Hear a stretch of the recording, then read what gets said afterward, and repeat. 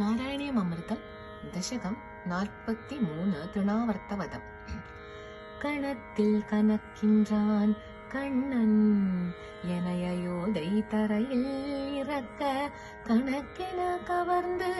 காற்றசுரன் புழுதியாய் வானத்தில் பறக்க கனம் தாழாது தள்ளிவிட முயன்ற அசுரனை பாறையில் உருட்டி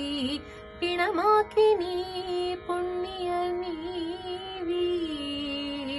நில்லீலை அமுதத்தில் இன்னொரு துளி